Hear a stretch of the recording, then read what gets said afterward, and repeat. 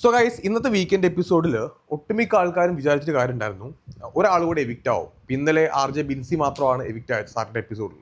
അപ്പോൾ സാറ്റർഡേ എപ്പിസോഡിൽ ഒരു എവിക്ഷൻ വെച്ചിട്ട് സൺഡേ എപ്പിസോഡിൽ നോ എവിക്ഷൻ വെക്കുക എന്ന് പറയുന്നത് വളരെ റെയറായിട്ട് സംഭവിക്കുന്ന കാര്യമാണ്. ഇപ്പം നാളെ പറയാം എന്ന് പറഞ്ഞിട്ട് ലാലേട്ടൻ സൺഡേയിലേക്ക് മാറ്റി വെക്കാറാണ് പതിവ്. പക്ഷെ ഇവിടെ ബിൻസിയെ പുറത്താക്കിയിട്ട് സൺഡേ നോ എവിക്ഷൻ വെച്ചിരിക്കുകയാണ്. ഈ നോ എവിക്ഷൻ വെക്കുമ്പോഴത്തേക്കും സാധാരണ ഇപ്പോൾ ഓണം വരിക, അല്ലാന്നുണ്ടെങ്കിൽ വിഷു വരിക, ഈസ്റ്റർ വരിക, അല്ലെങ്കിൽ എന്തെങ്കിലും സ്പെഷ്യൽ ഡേയ്സിലൊക്കെയാണ് ഈ എവിക്ഷൻ വളരെ കുറച്ച് വെക്കുന്നത്. ഈ ബിഗ് ബോസിൻ്റെ ടീം എവിക്ഷൻ വേണ്ട എന്ന് തീരുമാനിക്കുന്നത് ചില ആൾക്കാർ അവിടെ നിന്ന് കഴിഞ്ഞാൽ ഇനിയും ഏതെങ്കിലും രീതിയിൽ ഒരു കോണ്ടന്റ് അവിടെ ക്രിയേറ്റ് ചെയ്യപ്പെടും എന്നൊരു തോന്നൽ അവർക്കുള്ളത് കൊണ്ടാണ്. ഇപ്പോൾ ശൈത്യ സത്യം പറഞ്ഞാൽ പുറത്താകേണ്ട ഒരാളാണ്. ലാസ്റ്റ് ലാലേട്ടൻ അവിടെ നിർത്തിയത് ശൈത്യനെയാണ്. എനിക്ക് തോന്നുന്നു ശൈത്യയ്ക്ക് വോട്ടും വളരെ കമ്മിയാണ്, കുറവാണ്. ഇപ്പോൾ ബിൻസിയേക്കാൾ മേ ബി ഇത്തിരിയുടെ വോട്ട് കൂടുതലുണ്ടായേക്കാം, മേ ബി, എനിക്കറിയില്ല.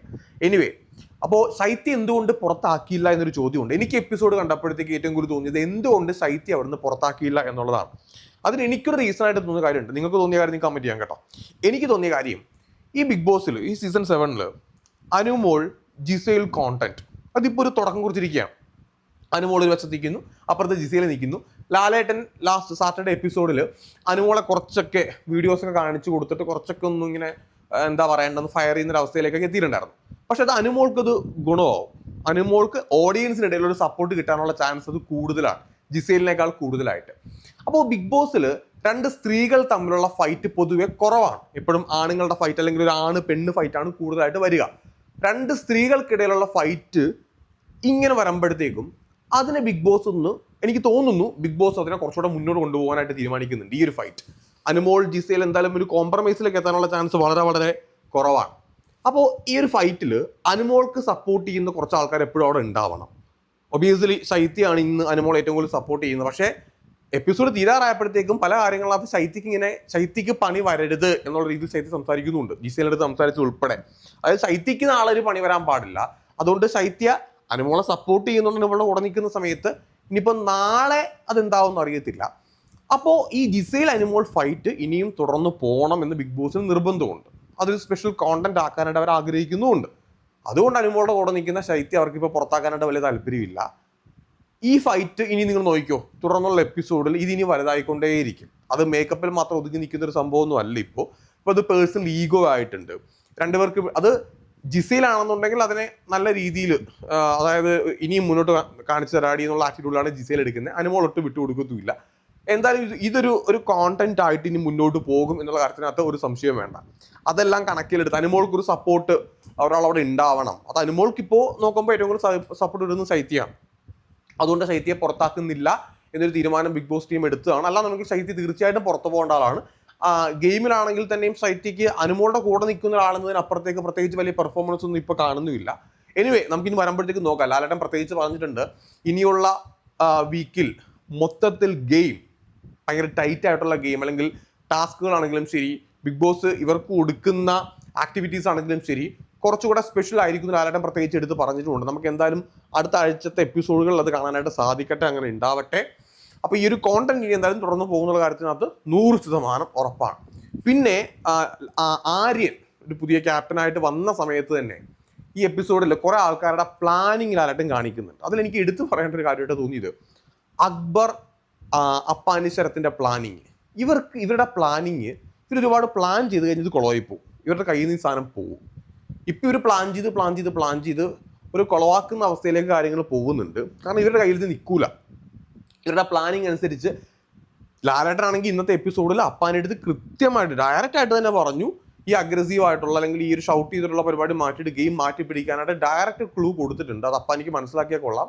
അപ്പാനിക്ക് മാത്രമല്ല പല ആൾക്കാർക്കും ലാലേട്ടൻ ആ ഒരു ക്ലൂ ഡയറക്റ്റ് ആയിട്ട് തന്നെ കൊടുത്തിട്ടുണ്ട്. ഈ ഒരു ഗെയിം മാറ്റിക്കോ, അതിപ്പോൾ ഓരോ ആൾക്കാർ എണീപ്പിച്ച് നിർത്തിയ സമയത്ത് ഗെയിം ചേഞ്ച് ചെയ്യാനായിട്ട് ലാലേട്ടൻ കൃത്യമായിട്ട് പറഞ്ഞു കൊടുത്തിട്ടുണ്ട്. അത് ഓരോ ആൾക്കാരും മനസ്സിലാക്കിയാൽ അവർക്ക് കൊള്ളാം.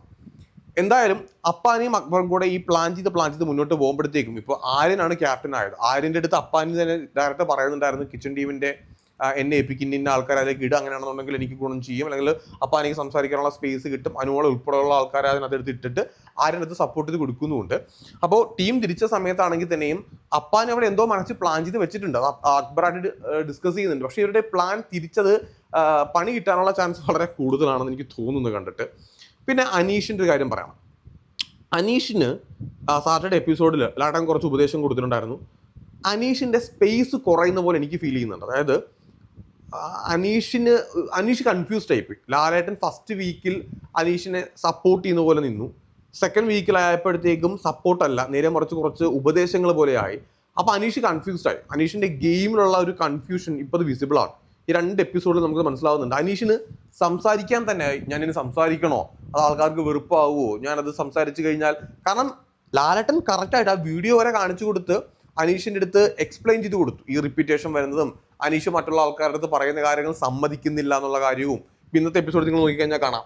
അനീഷ് ആയിക്കോട്ടെ ഈ കിച്ചണിലെ കാര്യം പറയുമ്പോഴത്തേക്കും അവിടെ എല്ലാവരും കൂടി എണീപ്പിച്ച് നിർത്തിയിട്ട് കിച്ചണിൽ ഈ ചോറ് കൊണ്ട് കളയാനായിട്ട് കഴിഞ്ഞ ദിവസം അനീഷ് പറഞ്ഞൊരു കാര്യം ഉണ്ടായിരുന്നു, ഒരു പ്രസ്താവന ഉണ്ടായിരുന്നു. അതിലുൾപ്പെടെ ചോദിക്കുന്ന സമയത്ത് അനീഷിന് ഉത്തരങ്ങൾ എല്ലാത്തിലും ഉണ്ട്, പക്ഷെ ആ ഉത്തരങ്ങൾ തൃപ്തികരമാണോ എന്ന് ചോദിച്ചാൽ തൃപ്തികരമല്ല. അനീഷ് ഇത് ലാലേട്ടൻ തന്നെ പറഞ്ഞു, അനീഷിന് പിന്നെ എല്ലാത്തിനും ഉത്തരം കാണും. അപ്പോൾ അനീഷ് ഡൗൺ ആകുന്നുണ്ട്.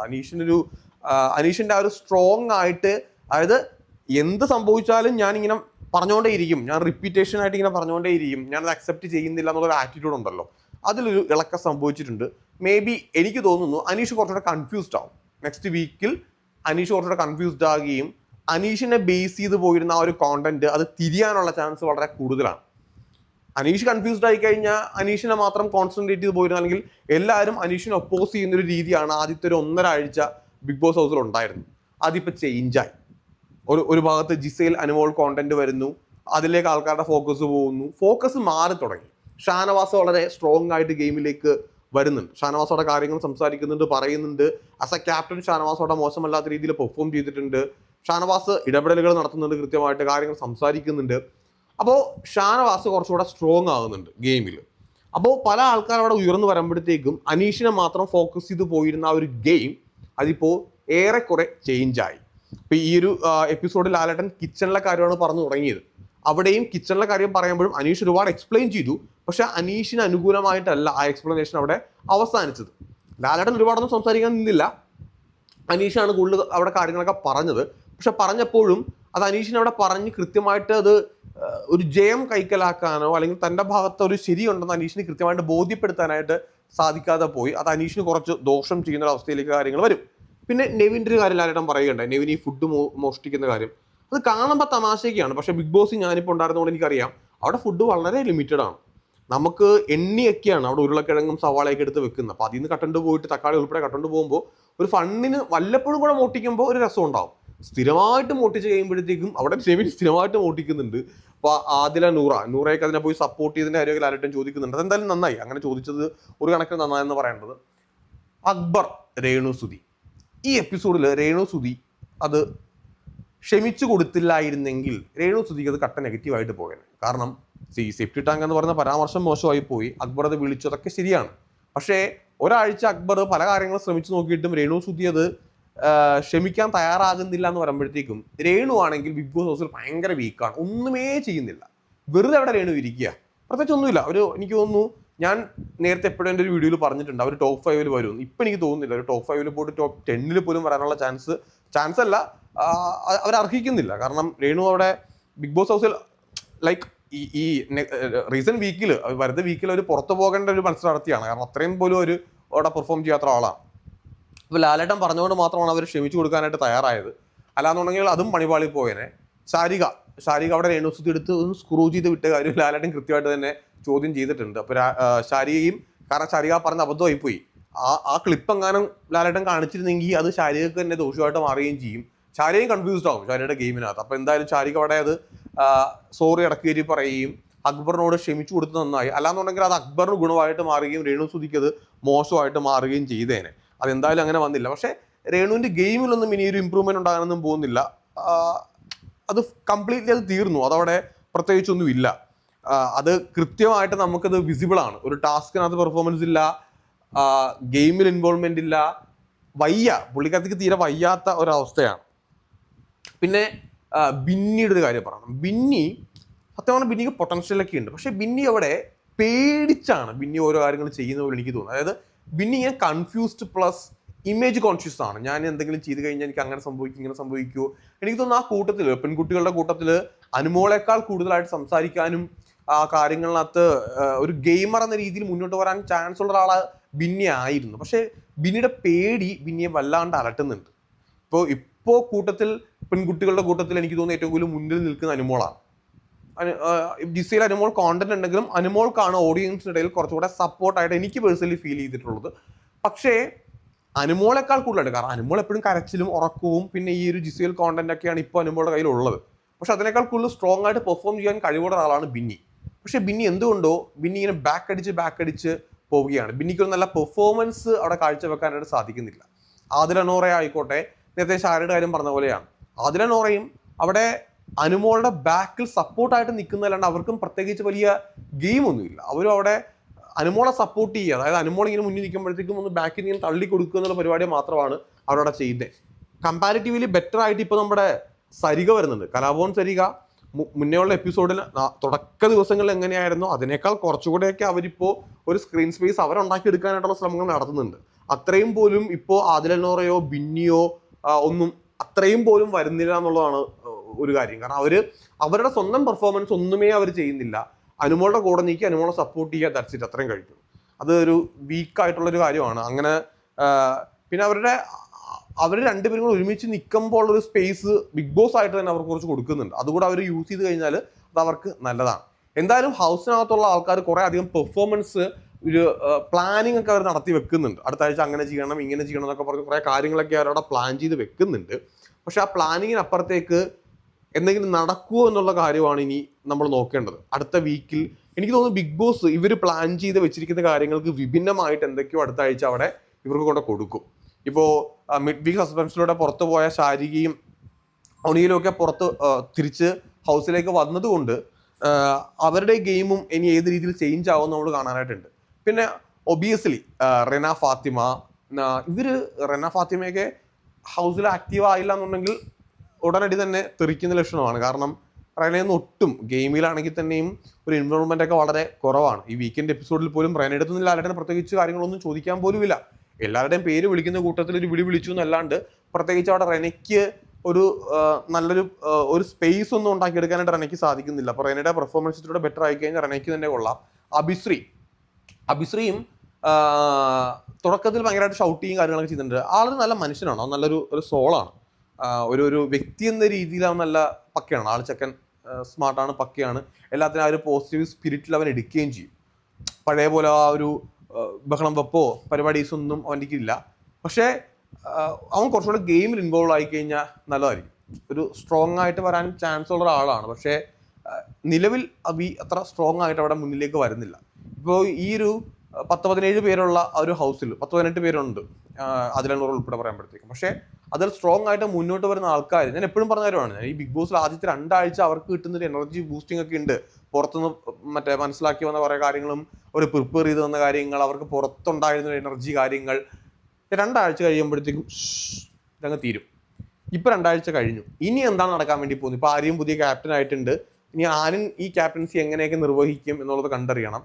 നിലവിൽ എനിക്ക് തോന്നുന്നത് ഈ ഒരു വീക്കിൽ നെക്സ്റ്റ് പുതിയതായിട്ട് വരുന്ന വീക്കിൽ അനീഷ്, ഷാനവാസ്, ആര്യൻ, നമ്മുടെ അക്ബർ അപ്പാനി, അനുമോള്, ജിസൈൽ, ഇവരുടെയൊക്കെ പെർഫോമൻസ് ഒന്ന് ബൂസ്റ്റ് ചെയ്ത് കഴിഞ്ഞാൽ കുറച്ചുകൂടെ നല്ലതായിരിക്കും. കുറച്ചുകൂടെ ഇവരുടെ പെർഫോമൻസ് ഇവർ സ്വയം ബൂസ്റ്റ് ചെയ്യണം. എന്നാലേ എപ്പിസോഡ് കാണുമ്പോൾ നമുക്കൊരു രസം ഉണ്ടാവുള്ളൂ. ഞാൻ ഈ പേര് പറയാത്ത എല്ലാവരും മോശക്കാരാണെന്നല്ല, പക്ഷെ അവരാരും തന്നെ ഗെയിമിലേക്ക് വലിയ രീതിയിൽ ഇൻവോൾവ് ഇതുവരെ ആയിട്ടില്ല. അവരാകുമോ എന്ന് ചോദിച്ചു കഴിഞ്ഞാൽ എനിക്കറിയില്ല. അവരിനി ആകാനുള്ള ചാൻസ് എൻ്റെ വ്യൂ പോയിന്റിൽ ഇനി എന്തെങ്കിലും സംഭവിക്കണോ, അല്ലെങ്കിൽ അതിനനുസരിച്ചുള്ള എന്തെങ്കിലും ടാസ്കോ കാര്യങ്ങളൊക്കെ വരണം. കുറച്ചുകൂടെ വ്യത്യസ്തമായിട്ടുള്ള ടാസ്ക് ഇവർക്ക് കൊടുത്തു കഴിഞ്ഞാൽ കുറച്ചുകൂടി ഇവർക്കിടയിൽ ഒരു ഫൈറ്റിംഗ് മെന്റാലിറ്റി വരണം. ഐ മീൻ ഒരു ടാസ്കിലാണെങ്കിലും വെർബലി ഉള്ള ടാസ്ക് ആണെങ്കിലും ഇവർക്കിടയിൽ വരണം. ഇവര് ഹൗസിനകത്ത് കിടന്ന് ചെറിയ ചെറിയ കാര്യങ്ങളിനകത്ത് വഴക്കിടുന്ന പോലെ അല്ല. ഇവർക്കൊരു വാക്ചാതുര്യം എന്ന് പറയുന്ന സാധനം, അല്ലെങ്കിൽ ഒരു ഇഷ്യൂ സംഭവിക്കുമ്പോൾ അവിടെ പറഞ്ഞു നിൽക്കാനായിട്ടുള്ള കഴിവ്, ഇങ്ങനെയുള്ള കുറച്ച് സാധനം അവിടെ ക്രിയേറ്റ് ചെയ്യപ്പെടണം. എന്നാൽ അത് കുറച്ചുകൂടെ ബെറ്റർ ആവത്തുള്ളൂ. അല്ലെങ്കിൽ ഇവർക്ക് തന്നെ ഒരു ചേഞ്ച് വരില്ല. ഇവർ കിടന്ന അലവല എന്ന് പറഞ്ഞിട്ട് അങ്ങ് പോകും. അല്ലാണ്ട് മറ്റു ചേഞ്ച് വരത്തില്ല. പിന്നെ ലാലേട്ടൻ്റെ കാര്യം, ലാലേട്ടൻ ഞാൻ പ്രതീക്ഷിച്ചിരുന്നത് ഈ സീസണിൽ ലാലേട്ടൻ കുറച്ചുകൂടെ ഒരു കലിപ്പ് മൂഡായിരിക്കും എന്നുള്ളതാണ്. പക്ഷെ ലാലേട്ടൻ അങ്ങനെയല്ല പിടിക്കുന്നത്. കലിപ്പ് മൂഡൊന്നും ഇല്ല, ഭയങ്കര സിമ്പിൾ മൂഡിലാണ് ലാലേട്ടൻ ഇപ്പോൾ കാര്യങ്ങൾ പോയിക്കൊണ്ടിരിക്കുന്നത്. ആ മൂഡ് മാറ്റിയാൽ നല്ലതായിരിക്കും. കാരണം ഹൗസിനകത്ത് ഇവർക്ക് എടുത്തു പറയേണ്ട മെമ്മറബിൾ ആയിട്ടുള്ള പെർഫോമൻസ് ഇതുവരെ നമ്മുടെ ഹൗസിൽ ഉണ്ടായിട്ടില്ല. ബിഗ് ബോസ് സീസൺ 7 ഒരു മെമ്മറബിൾ മൊമെന്റ് ഉണ്ടാക്കിയെടുക്കാനായിട്ട് ഇതുവരെ ആർക്കും തന്നെ സാധിച്ചിട്ടില്ല. ഇനി അങ്ങനെ ഉണ്ടാക്കിയെടുക്കാണ്ട് ചെറിയ ചെറിയ കാര്യങ്ങളിൽ മാത്രം ഇവർ ഫോക്കസ് ചെയ്ത് പോകുമ്പോൾ ലാലേട്ടൻ കുറച്ചുകൂടെ ഒരു കലിപ്പ് മൂഡിലാണ് ഇവരുടെ അടുത്ത് നിൽക്കുന്നതെങ്കിൽ ഇവർക്ക് മാറ്റം ഉണ്ടാവും. ഇപ്പൊ ലാലേട്ടൻ മേ ബി മുന്നോട്ട് പോകുമ്പോഴത്തേക്കും ഒരു മാറ്റം വരുത്തിയേക്കാം. എനിക്കൊന്ന് നെക്സ്റ്റ് വീക്ക് കൂടെ ഒരു മാറ്റം വരുത്താനുള്ള ചാൻസ് ഉണ്ട്. അപ്പോൾ നെക്സ്റ്റ് വീക്കിൽ ഒരു ഡബിൾ ഓപ്ഷൻ പോലും വരാനുള്ള ചാൻസ് ഉണ്ടെന്ന് തോന്നുന്നു. അപ്പോൾ അത് ഈ ആഴ്ച കുറച്ചുകൂടെ കട്ടിയാക്കണം. ഗെയിംസും ടാസ്കും എല്ലാം കുറച്ചുകൂടെ കട്ടിയാക്കി കഴിഞ്ഞാൽ അത് വർക്കൗട്ട് ആവും. എനിവേ എന്തായാലും നമുക്ക് നോക്കാം. മൊത്തത്തിൽ ഒരു അടിപൊളി മാറ്റം ഈ സീസണിൽ ഇപ്പോൾ ഉണ്ടാകേണ്ടത് വളരെ അത്യാവശ്യമാണ്. അല്ലാന്നുണ്ടെങ്കിൽ സീസൺ ഡൗൺ ആയിപ്പോവും. 100% സീസൺ ഡൗൺ ആവും. സീസൺ ഡൗൺ ആവുമോ ഇപ്പോൾ ഒരു 50-50 നിൽക്കുക. ഇത് എങ്ങോട്ട് പോകുന്നുള്ളത് നമുക്ക് പറയാൻ പറ്റാത്ത അവസ്ഥയിലാണ് ഇപ്പോൾ കാര്യങ്ങൾ നിൽക്കുന്നത്. അടുത്ത ആഴ്ച ആകുമ്പോഴത്തേക്ക് നമുക്ക് അറിയാം. ഇപ്പം ഞാൻ പറഞ്ഞു 2 ആഴ്ചത്തെ ഒരു കാര്യം, നമ്മൾ 2 ആഴ്ചത്തെ ബിഗ് ബോസ് ഹൗസിലെ കാര്യം വെച്ച് നോക്കുമ്പോഴത്തേക്കും എനിക്കൊരു ആവറേജിനേക്കാൾ താഴത്തെ ഒരു ബിലോ ആവറേജിലാണ് ഇപ്പോൾ സീസണിൻ്റെ ഒരു നിൽപ്പന്നേ ഞാൻ പറയുള്ളൂ. കാരണം ഞാൻ പറഞ്ഞല്ലോ, പ്രത്യേകിച്ച് അവിടെ ഒരു പെർഫോമൻസോ നല്ലൊരു പെർഫോമറോ ഒന്നും ഇതുവരെ നിലവിൽ വന്നിട്ടില്ല. കൂട്ടത്തിൽ നമുക്ക് കുറച്ച് ആൾക്കാരെ ഇപ്പോൾ അനീഷ് പെർഫോം ചെയ്ത് പോകുന്നുണ്ട്. പോസിറ്റീവ് ഓർ നെഗറ്റീവ് അനുമോള് വരുന്നുണ്ട്, അപ്പാന് വരുന്നുണ്ട്, അല്ലെങ്കിൽ ജിസിയിലെ വരുന്നുണ്ട്, ഷാനവാസ് വരുന്നുണ്ട്. അങ്ങനെ കുറച്ച് ആൾക്കാരൊക്കെ അങ്ങോട്ടും ഇങ്ങോട്ടൊക്കെ മിന്നായം പോലെയൊക്കെ വന്ന് പോകുന്നുണ്ട്. അതല്ലാണ്ട് ഒരു ബെസ്റ്റ് പെർഫോമൻസ് ഓറിയന്റഡ് ആയിട്ടുള്ള കുറച്ച് കാര്യങ്ങൾ അല്ലെങ്കിൽ അങ്ങനെ വരണം. അങ്ങനെ വന്നാലേ കാര്യങ്ങൾ കുറച്ചുകൂടെ നമുക്കും സീസൺ കാണാനായിട്ട് ഒരു രസം ഉണ്ടാവുള്ളൂ. അതെന്തായാലും സംഭവിക്കട്ടെ. നെക്സ്റ്റ് വീക്ക് ആകുമ്പോഴത്തേക്ക് നമുക്ക് ചിത്രം കുറെ കൂടെ ക്ലിയർ ആവും. ഇപ്പോഴത്തെ കാര്യങ്ങൾ വെച്ചിട്ട് അത്ര നന്നായിട്ടല്ല ഹൗസിലെ ഗെയിം മുന്നോട്ട് പോയിക്കൊണ്ടിരിക്കുന്നുള്ളതാണ് എനിക്ക് തോന്നുന്ന കാര്യം. സീസൺ കുറച്ചുകൂടെ ഇൻട്രസ്റ്റിംഗ് ആവണമെന്നുണ്ടെങ്കിൽ നമുക്ക് ലൈവ് എല്ലാം കാണാൻ തോന്നണം. ലൈവൊക്കെ ഇരുന്ന് കണ്ട് തമാശ വേണം, കളിച്ചിരി വേണം, ഫ്രണ്ട്ഷിപ്പ് വേണം, എല്ലാം വേണം. അതിനൊപ്പം കുറച്ചുകൂടെ നല്ല ഗെയിംസും കൂടെ കാണാനായിട്ട് സാധിക്കണം. അത് സംഭവിക്കട്ടെ. Okay, by.